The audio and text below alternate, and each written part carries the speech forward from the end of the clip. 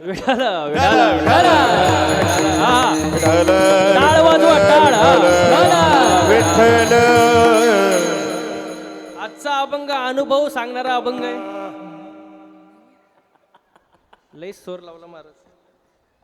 आजचा अभंग अनुभव सांगणार आहे महाराज. बाबाजी चैतन्याची कृपा झाली तुकोबारांवरती. तुकोबारांना काय अनुभव आला तो अनुभव आजच्या अभंगात आहे महाराज. हो बघा, अनुभव दोन प्रकारचे, एक संसारातला अनुभव आणि एक परमार्थातला अनुभव. आता याच्यामध्ये मुद्दा असा आहे, संसारातला अनुभव कधी कोणाला सांगू नये आणि परमार्थातला अनुभव सांगितल्याशिवाय राहू नये.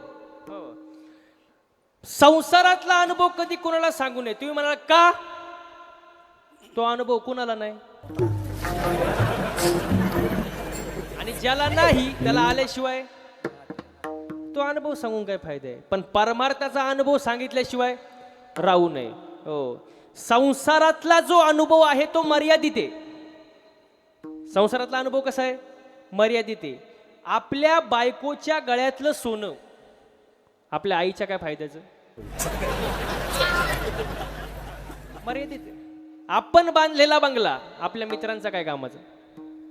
अनुभव मर्यादित आहे. पण परमार्थाचा अनुभव विश्वव्यापक आहे महाराज. हरिपाठ विश्वव्यापक आहे, ज्ञानेश्वरी विश्वव्यापक आहे, गाथा विश्वव्यापक आहे, वारकरी संप्रदाय विश्वव्यापक संप्रदाय महाराज. हो, अनुभव विश्वव्यापक महाराज. हो. आता संसारात जसं वय वाढतं किंमत कमी होते. वाढतं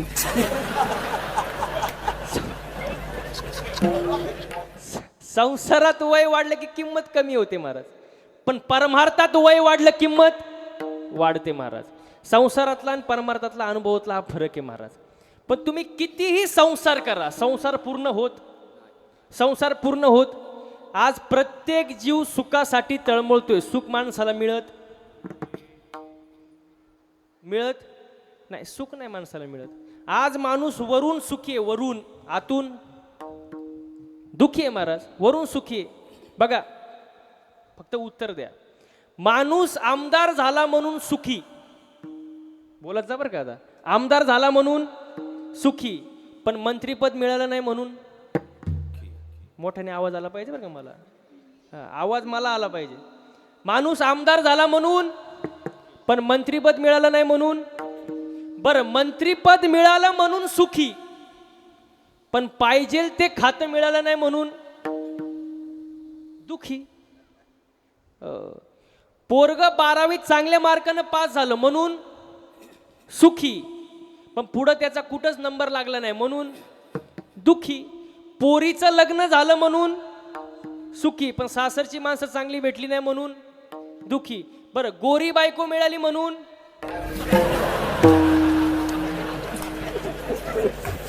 म्हणतात सुखी. हा, गोरी बायको मिळाली म्हणून सुखी, पण तिचं ना आपलं पटत नाही म्हणून दुखी. भरपूर पैसा मिळाला म्हणून सुखी, पण मिळालेला पैसा चोरीला गेला. हे 9 वाजेपर्यंत चालतच राहणार आहे. माणूस वरून सुखी, आतून दुखी. सुख पाहता जवा पाडे, दुःख पर्वता एवढे. माणूस वरून सुखी आहे. बघा, तुम्हाला मी उदाहरण देऊन सांगतो म्हणजे पटल. आता पटकन उत्तर द्या. नियतीला दिवस गेले, नियती बाळांत झाली आणि तिला जुळी मुलं झाली. एकाचं नाव सुख आणि एकाचं नाव, बोलत जा महिला मंडळ, एकाचं नाव सुख आणि एकाचं नाव दुःख. हो, ते सुख दुःख मोठे झाले मुलं आणि ग्राउंडमध्ये खेळायला गेले. आता खेळायला गेल्यानंतर सगळी मुलं कोणासोबत खेळतील हो? बोला पटकन. कोणासोबत? सुखासोबत. दुःखासोबत कोण खेळानीच हो. दुःख रडत रडत घरी आला आईजवळ. आईला म्हणला, आई माझ्यासोबत कोणीच खेळत नाही. आईने त्या पोराचा गाल ओढला ना आई म्हणली, बाळा त्या पोरांचं काय घेऊन बसला, मी सुद्धा तुझ्यासोबत नाही. म्हणजे दुःखाची आई सुद्धा दुःखासोबत नाही. पण आई महाराज, तिने काय केलं? सुखाला जवळ बोलवलं, दुःखाला जवळ बोलवलं. सुखाचे कपडे दुःखाला घातले, दुःखाचे कपडे सुखाला घातले आणि पाठवलं खेळायला ग्राउंडमध्ये. आता कोणासोबत खेळतील? कोणासोबत खेळतील? दुःखासोबत. का? दुःखाने कपडे कोणाचे घातले? एवढंच चाललंय आपल्यासोबत. वरून आपण सुखी दिसतोय पण आतून दुःखी. आपण कपडे सुखाचे घातले पण आतून आपण दुःखी आहे महाराज. हो, माणूस गाडी बघणार, गाडीचे हप्ते नाही बघणार. तुम्ही महाराजांचे कपडे बघणार इस्त्रीचे, पण माझ्या गाडीचे हप्ते तुम्हाला माहिती आहे का? नाही. मी वरून सुखी आहे पण आतून काय बोलतो? माणूस वरून सुखी पण आतून दुःखी महाराज. पण मी तुम्हाला खरं सांगू का, माणसाने सुखीता असावं पण त्याच्यापेक्षा समाधानी असावं. आहे का समाधान? इथं बसलेल्यापैकी अशी कोण बाई आहे की जिला वाटतं माझ्या शेजारणीचं कल्याण व्हावं? तिने हात वर करा.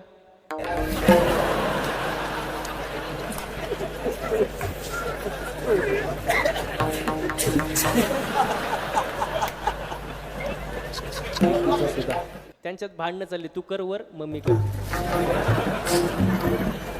ज्यांनी कोणी केला असेल एकी दोघींनी त्यांनी सुद्धा हात खाली घ्या, कारण बाकीच्यांना माहिती आहे तुमचा शेजार कोण आहे. माणूस समाधानी नाही हो. समाधानी आहे का? अजिबात नाही महाराज. काय समाधानी? तुम्हाला सांगतो, दुसऱ्याच्या दारापुढं नवीन इनोवा गाडी पाहिली महाराज, नवीन इनोवा गाडी दुसऱ्याच्या दारापुढं, याच्या छातीत चमक आली. फक्त काय माहिती मेलं ते. मेल्यानंतर बाकीचे म्हणले गाडी पाहून यांची होती. मेलं ना, गेलं का? काय नाही, समाधान नाही. समाधान पाहिजे माणसाला. आजकाल समाधान नाही माणसाला. हो, मी नेहमी एक वाक्य सांगतो कीर्तनामध्ये, एक वेळ माणसानी मळका असावं पण ओ ओवळी. ओवळीच नाही ना.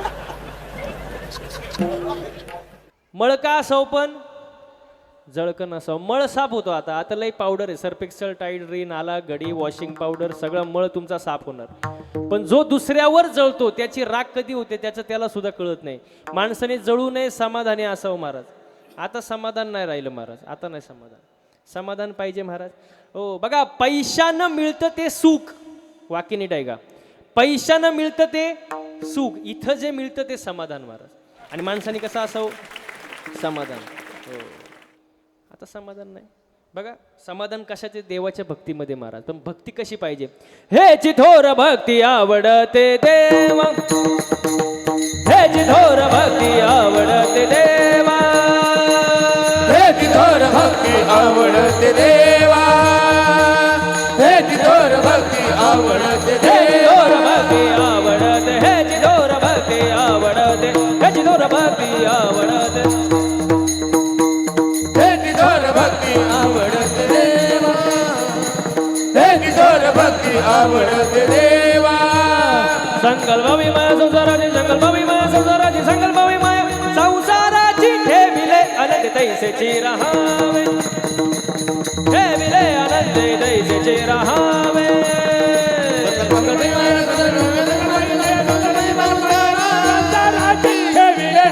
तैसेची रहावे, ठेविले अनंत तैसेची रहावे, तैसेची रहावे, तैसेची रहावे. वा वा वा. भक्ती कशी पाहिजे? देवाला जी भक्ती आवडते ती भक्ती आपण केली पाहिजे महाराज. महिला मंडळ, महिला मंडळ, इकडे इकडे लक्ष द्या. इकडे बोलू नका, बोलू नका, कृपया बोलू नका कीर्तनामध्ये. हो, असू द्या, असू द्या. मगाशी झाला आपला विषय काय? लहान मुले देवा घरची. हा, लहान मुले देवा घरची आणि मोठी मुले निळू फुले. त्याचं काय असतं?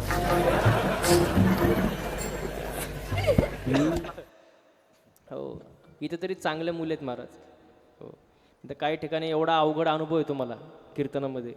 हो, एकदा असंच कीर्तन चालू होतं आणि 2-4 मुलं असे पुढं बसले होते आणि त्यांचं सारखंच काही ना काहीतरी चुळबुळ चुळबुळ चुळबुळ चालू. मी एकदा झालं, दोनदा झालं, तीनदा झालं, चौथ्यांदा म्हणलं ए गबस. त्यांना म्हणलं तुम्हाला नाही बाळा. कीर्तनातच उभं राहिले आणि मला म्हणलं तूच गबस.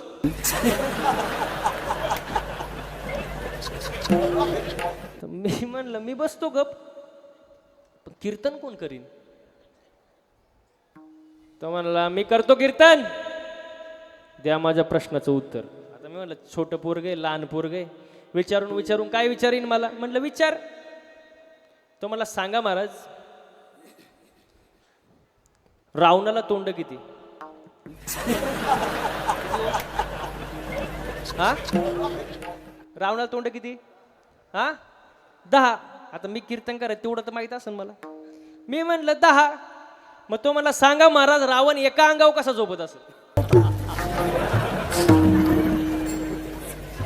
म्हणलं अवघड आहे भाऊ. आता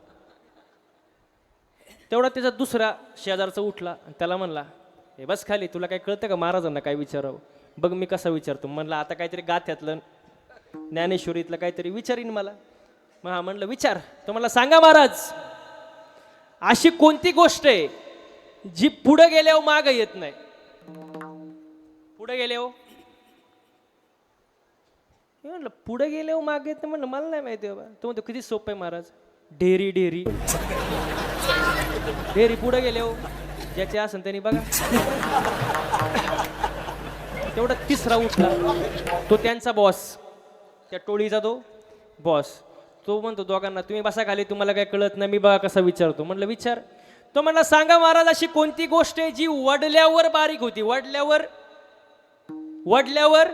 बारीक होती. म्हणलं वडल्यावर बारीक होती, वडल्यावर वाढती का बारीक होती? वस्तू वाढती. तो म्हणतो वडल्यावर बारीक होती. मी म्हणलं वडल्यावर बारीक होती. म्हणलं मला तरी आजूपर्यंत काही दिसलं नाही असं. तो म्हणतो कायला महाराज झाला काय ना तू, तुला तर काहीच येत नाही. मी म्हणलं मला नाही माहिती, बस सांग तू. तो म्हणतो किती सोपं आहे महाराज, वडल्यावर बारीक होती. बिडी बिडी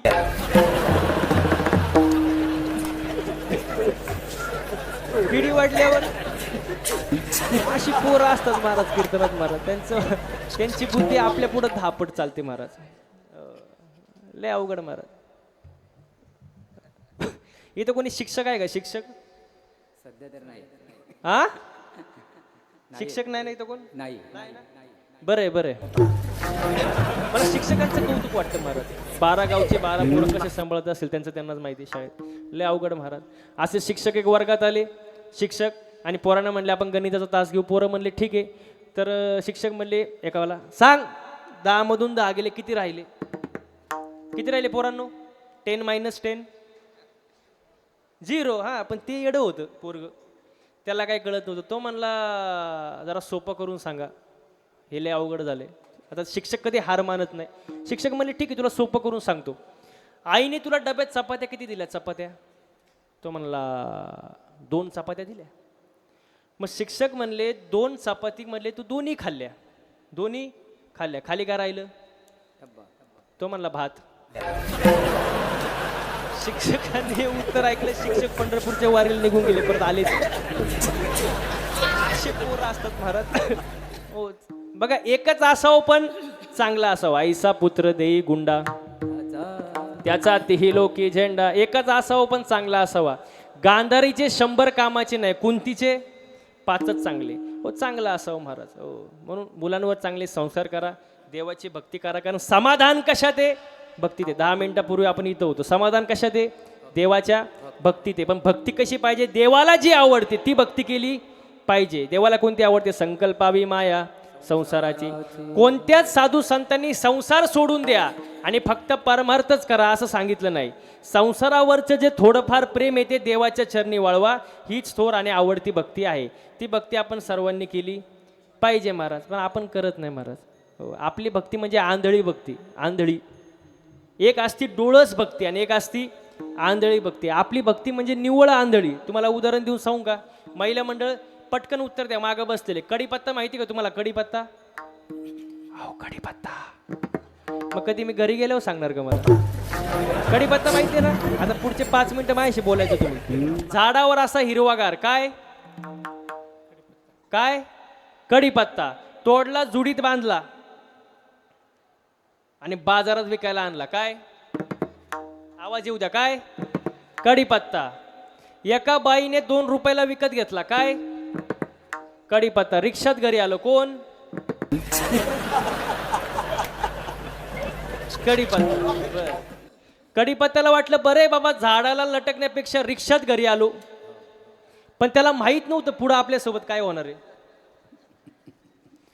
जसा कढीपत्ता घरी आला बाईने त्याचे 2-4 भाऊबंद त्याला गाठवले लसूण. हा तुम्हाला अनुभव वाटतो. कढीपत्त्याला वाटलं बरे झाडाला लटकण्यापेक्षा भाऊबंदात बसलोय, पण त्याला माहित नव्हतं पुढं आपल्यासोबत काय होणार आहे. जसं बाईने गॅस पेटवला, कढई घेतली, तेल टाकलं आणि या साहेबांना खाली घेतलं. कोणाला? आवाज येऊ द्या. कोणाला? कढीपत्त्याला. असं वरबाडलं आणि दिलं त्याला टाकून. असं बोंबललं कोण? असं कढईच्या बाहेर पळायला लागलं. वरून मिरची, ते आउटच झालं. उकळवलं, शिजवलं, जेवण तयार झालं. जेवणारे बसले, ताटं वाढले, जेवण वाढले. जेवणाऱ्याच्या ताटात पहिला काय आला हो? कढीपत्ता. जेवणाऱ्यांनी पहिलं उचललं, बाजूला टाकलं. काय मग महिला म्हणजे पटकन उत्तर द्या. आपली भक्ती म्हणजे कढीपत्ता ना प्रॉफिट ना लॉस. निव्वळ आंधळी भक्ती. तुका म्हणे कैसे आंधळे हे जन गेले विसरूनी खऱ्या देवा. भक्ती आंधळी नसावी, डोळस भक्ती असावी महाराज. हो, भक्ती कशी असावी? डोळस असावी महाराज. हो, आणि त्या भक्तीत समाधान आहे महाराज. आपला विषय इथं होता. आता समाधान नाही महाराज. हो, समाधान आहे का कोण? बरं, आपण जन्माला आल्यापासून खातोय, आपलं पोट समाधान आहे का? भूक तरी पण जन्माला आल्यापासून आपण किती जेवला असेल, पण समाधान मिळालंय का पोटाला? नाही, समाधान नाही. बरं, जावई, जावई कधी समाधानी आहे का? जावई नावाचा प्राणी समाधानी आहे? म्हातारा उद्या म्हातारा, जावई म्हातारा उद्या तरी मांडव परतण्याची अपेक्षा ठेवतो, तो समाधानी नाही महाराज. असाच एक जावई आला सासरवाडीला. महिला मंडळ, जावई सासरवाडीला आला. पहिल्यांदाच सासरवाडीला आला, पहिल्यांदाच. आणि पहिल्यांदाच सासूबाईला पाहिलं. आणि सासूबाईला पाहिल्यानंतर सासूबाई आपल्या मुलीला विचारते, जावई बापूला खायला काय आवडतं? कारण पहिल्यांदाच आले. काय आवडतं खायला? ती म्हणजे त्यांचं तसं काय नाही, ते काहीही खातात. त्यांना सोमवार नाही, एखादं त्यांना सगळं चालतं. आता पहिल्यांदाच आलं म्हटल्यानंतर सासूबाईने लय वेळ विचार केला की काय करावं काय करावं काय करावं. मग सासूबाईने ठरवलं, चला भजी करू आपण. काय करू? भजी. सुंदर असे भजी बनवले महाराज.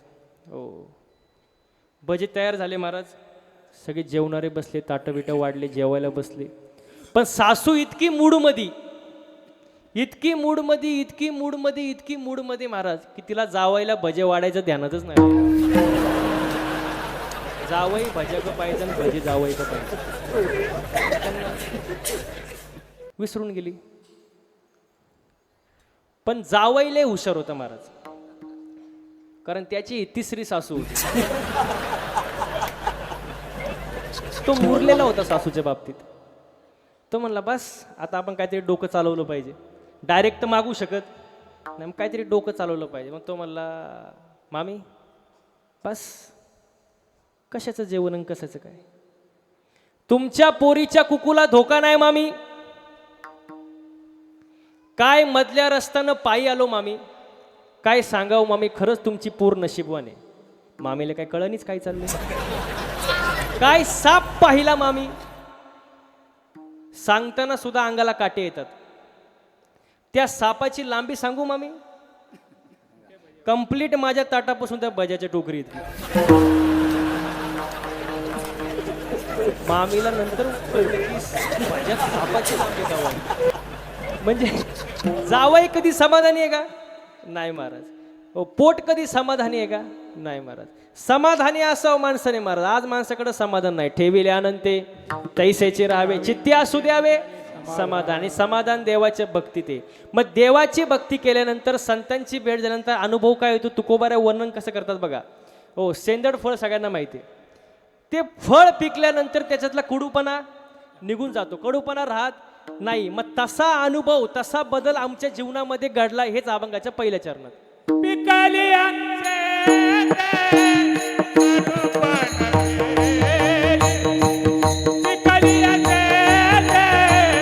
कडूपण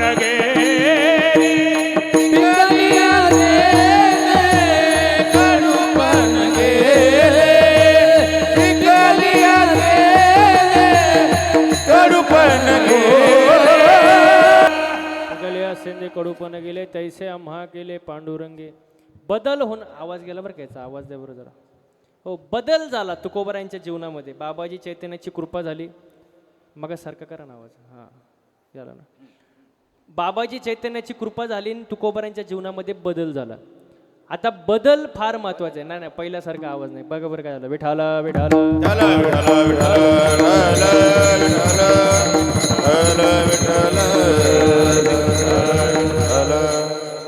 हॅलो. हां, राहू द्या. खरखर आवाज येतो काहीतरी ना. हॅलो. वरती काय हे चालू आहे का काय? करणे चालू आहे. करणं करणं बंद करा. इथं आवाज येऊ द्या फक्त चांगला. विठाल विठाल विठाल.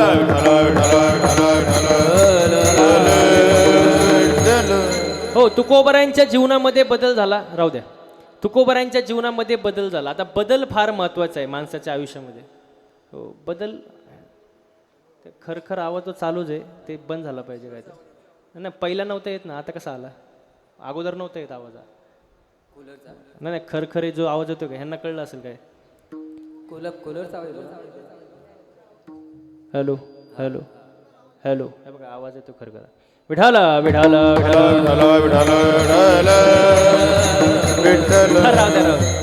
हा. आता जीवनामध्ये बदल फार महत्वाचा आहे महाराज. आता बदल दोन प्रकारचे, नीट लक्ष द्या. एक तात्पुरता बदल आणि एक कायमस्वरूपी बदल. तात्पुरता बदल आणि कायमस्वरूपी बदल. तात्पुरता बदल म्हणजे कुत्र्याचं शेपूट नळीत घातल्यावर कसं असतं? हा, सरळ. आणि नळीतून काढल्यावर हा, वाकडं. मग तो कुठला बदल झाला? तात्पुरता बदल.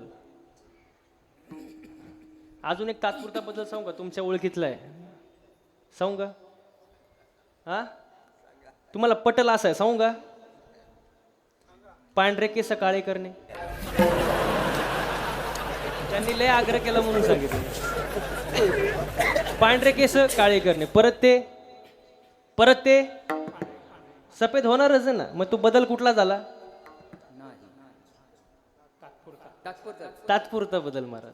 हो, पण बदल कसा पाहिजे? कायमस्वरूपी बदल. कायमस्वरूपी बदल कसा असतो? नीट लक्ष द्या. ऊसातून साखर निघाली, साखरेचा परत ऊस. कोणता बदल झाला? कायमस्वरूपी बदल. दुधातून तूप, तुपाचं परत दूध. कोणता बदल? कायमस्वरूपी बदल. परिसाचा स्पर्श लोखंडाला झाला. काय झालं लोखंडाचं?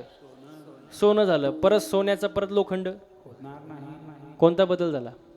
कायमस्वरूपी बदल. मग तुकोबारायांच्या जीवनामध्ये कायमस्वरूपी बदल झाला. तो बदल काय झाला? अभंगाच्या दुसरं चरण. काम क्रोध लोभ, काम क्रोध लोभ हिमालय ठाईती. ओ काम क्रोध लोभ, काम क्रोध लोभ हिमालय ठाईती.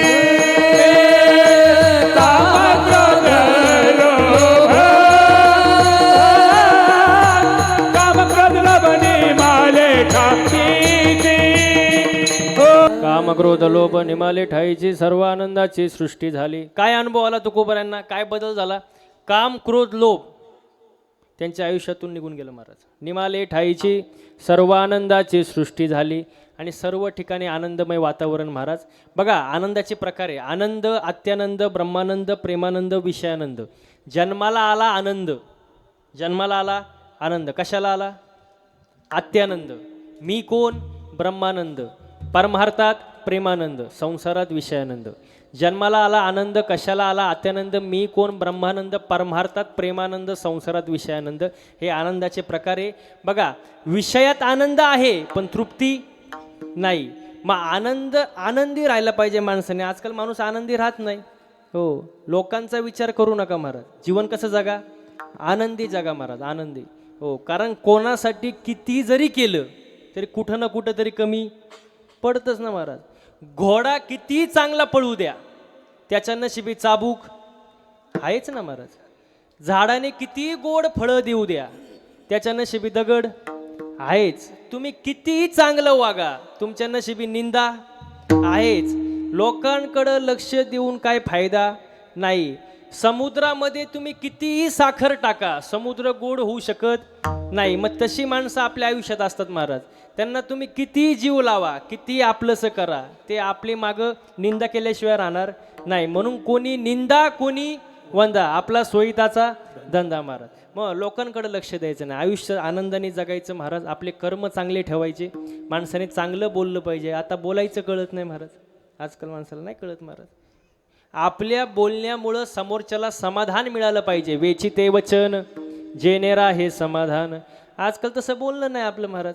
हो, माणूस रागात तर काय काय बोलून जातो महाराज. पण मी नेहमी सांगतो की बघा, राग आल्यानंतर माणसाला ओरडायला ताकद लागत नाही, राग आल्यानंतर शिव्या द्यायला ताकद लागत नाही, राग आल्यानंतर मारामारी करायला ताकद लागत नाही. राग आल्यानंतर खरी जी ताकद लागते ती शांत बसायला. बरोबर की नाही? कारण बघा, शब्द निघतात हृदयातून पण अर्थ निघतात डोक्यातून. ज्याने जीभ जिंकली त्यांनी जग जिंकलं महाराज. माणसाने विचार करून बोलावं. साच आणि मवाळ मितले जैसे रस, शब्द जैसे कळलोळ अमृताचे. माणसाने चांगलं बोललं पाहिजे. हो, मी तर असं वाचलंय एका ठिकाणी की पुरुष एका कानानं ऐकतात आणि म्हणा पुरुष एका कानानं ऐकतात, दुसऱ्या कानानं सोडून देतात. आणि महिला मंडळ दोन्ही कानानं ऐकतात, तोंडाने सोडून देतात. त्यांना एखादी गोष्ट कळावी महाराज. जोपर्यंत 10-12 बायांना ते सांगत नाही, त्यांचं मन समाधानी होत नाही. आणि सांगताना प्रत्येकाला एकच वाक्य म्हणणार, तू ये म्हणून सांगते, कोणाला सांगू. आणि असे की गावभर सांगत सुटत. बघा, जिथं बोलायची गरज आहे तिथं माणसाने बोललंच पाहिजे. पण जिथं बोलायची गरज नाही तिथं माणसाने मौन राहिलं पाहिजे. आणि ज्याला मौन राहता येतं ना, शांत राहता येतं, तोच खरा शहाणा महाराज. विठाल विठाल.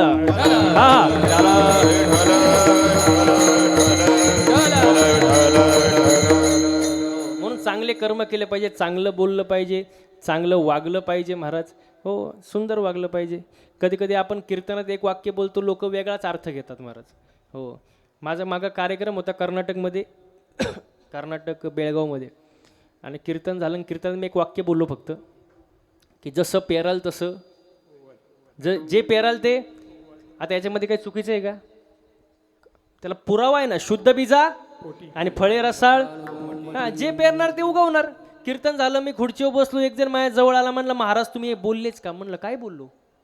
तो म्हणलं जे पेराल ते उगेल. म्हणलं बरोबर तर आहे, काय चुकीचं आहे? तो म्हणतो साप चुकीचा आहे महाराज. म्हणलं झालं काय? तो म्हणला तुम्ही शेंगदाणा पेरला,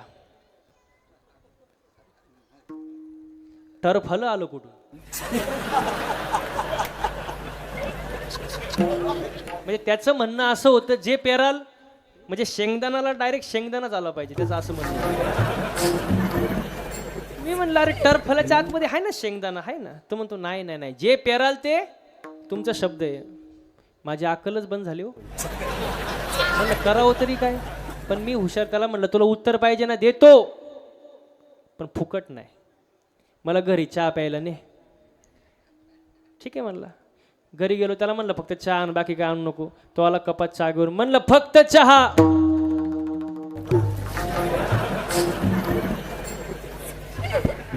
ज्याला कळलं नाही त्याने डबल महाप्रसाद आहे.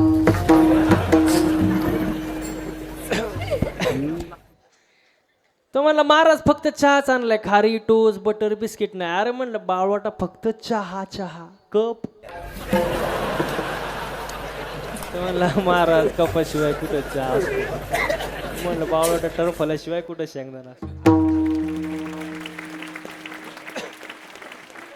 तो म्हणतो महाराज तुमच्या कुठं नादी लागतं. म्हणलं तुला पहिली अक्कल नव्हती का? म्हणलं एक बोललं की लोक वेगळाच अर्थ घेतात. चांगलं वागा, चांगले कर्म करा, चांगलं बोला महाराज. मी ठिकाणी कीर्तनाला गेलो, एक जण माझ्या जवळ आला, खिशातली 500ची नोट काढली महाराज आणि माझ्या पायावर ठेवली. म्हणलं ही नोट कशासाठी? तो म्हणतो काय करता महाराज, ही नोट कुठंच चालत नव्हती. कुठं चालत नाही ती इथं चालून काय? बोलायचं तर कळलं पाहिजे का नाही? तुमच्या घरी समजा पाहुणे आले तर तुम्ही काय म्हणता, काय घेणार? चहा, कॉफी. समजा उन्हाळ्यात आले, हा हा हा थंडा सरबत. उन्हाळ्यात एक पाहुणा आला एकाच्या घरी. आता बोलायचं कसं सांगतो बरं का मी. पाहुणा घरी आला आणि त्यांनी विचारलं मालकाने काय घेणार, चहा घेणार का सरबत, आता उन्हाळ्याचे दिवस आहे म्हणून विचारलं चहा घेणार का सरबत. तो म्हणला चहा उस्तोवर सरबत द्या. म्हणजे दोन्ही पण हाणायचं बेत महाराज, चहा पण आणि सरबत पण. आता असं बोलल्यानंतर घरमालक हुशार होता, तो म्हणला तुम्ही निघा, तुम्ही पाहुणे व्हायच्या लायकीचे. बोलायचं कळलं पाहिजे महाराज, चांगलं बोललं पाहिजे महाराज. हो, आपल्या बोलण्यामुळे समोरच्याला समाधान मिळालं पाहिजे. चांगलं वागा, चांगलं बोला. आव आणण्यात मजा नाही. आव काही लोक आव आणतात. एक साधू बस स्टँडवरती होता, एस टी आली, एस टीत बसला. एस टीत बसल्यानंतर आता तो साधू आव आणत होता, मी साधू आहे, मी बोलणार नाही, माझं मौन आहे. कंडक्टर आला, म्हणलं तिकीट, तर तो मौन, बोलत नाही. मग त्याने एका कागदावर लिहून दिलं, कोणाला, कंडक्टरला, की जिथं रामाचा जन्म झालाय तिथं मला जायचं, तिथलं तिकीट द्या. तर रामाचा जन्म कुठं झाला, हा, अयोध्याला. कळलं कंडक्टरला. मग कंडक्टर म्हणलं तिकीट, पैसे. त्यांनी परत लिहून दिलं, मी कोण आहे, साधू आहे, साधू को पैसे मागतो, मिळणार नाही. आता कंडक्टर हुशार, त्याला कळलं याचा गेम काय. हां, मग कंडक्टरने लिहून दिलं, तुम्ही असं करा, तुम्ही जिथं रामाचा जन्म झाला तिथं नका जाऊ, जिथं कृष्णाचा जन्म झाला काय तिथं जा. कृष्णाचा जन्म तिथलं तुम्हाला तिकीट देतो. म्हणजे आव आणला की सगळा गेम संपला. आव आणण्याची गरज नाही महाराज.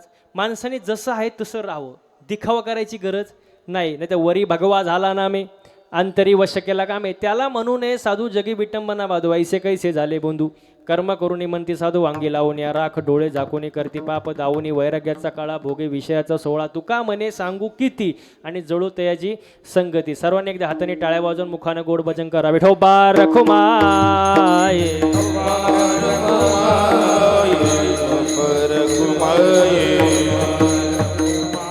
विठोबर घुमाये, विठोबर घुमाये, विठोबर विठोबा रखुमाये. टाळ्या टाळ्या. विठोबर घुमाये, जय देव विठोबर घुमाये, जय देव विठोबर घुमाये, जय देव विठोबर घुमाये, जय देव विठोबर घुमाये, विठोबर घुमाये, विठोबर घुमाये, जय देव विठोबर घुमाये, जय देव विठोबर घुमाये, विठोबर घुमाये, जय देव विठोबर घुमाये. टाळ्या टाळ्या टाळ्या टाळ्या. विठोबर घुमाये, विठोबर घुमाये, विठोबर घुमाये.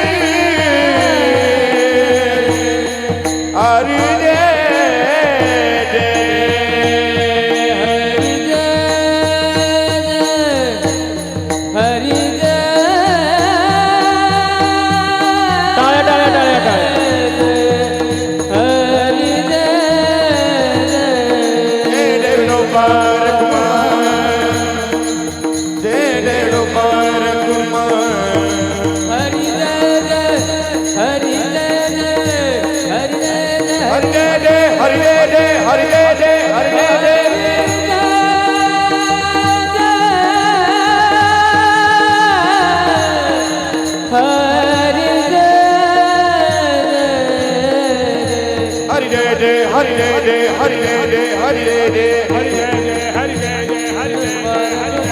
विठोबार घुमाये, जय देव विठोबार घुमाये, जय देव विठोबार घुमाये, जय देव विठोबार घुमाये,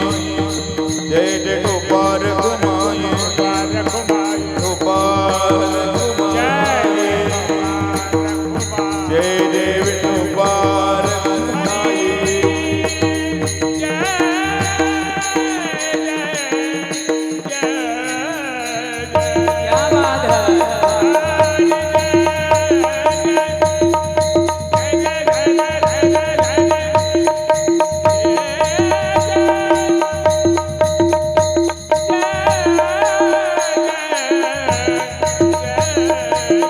जय जय विठोबार कुमाई जय जय विठोबार कुमाई जय जय विठोबार कुमाई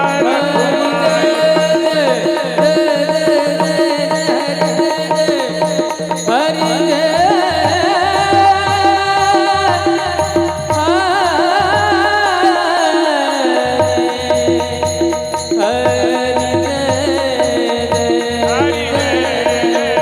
हरि जय जय हरि जय जय हरि जय जय विठोबार कुमाई विठोबार कुमाई चला हरवाली मंडळी चला जय जय विठोबार कुमाई जय जय विठोबार पुढे पुढे जय जय विठोबार कुमाई कुमार जय जय विठोबार विठोबार कुमाई विठोबार कुमार विठोबार कुमार विठोबार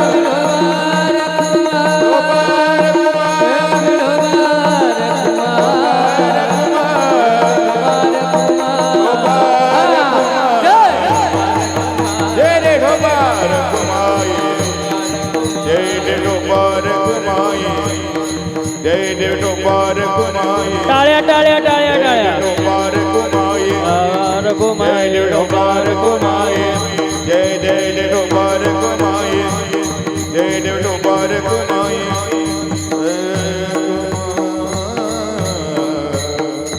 ज्ञानेश्वर माऊली ज्ञानराज माऊली जय जय ज्ञानेश्वर माऊली ज्ञानराज माऊली जय जय ज्ञानेश्वर माऊली ज्ञानराज माऊली जय जय ज्ञानेश्वर माऊली ज्ञानराज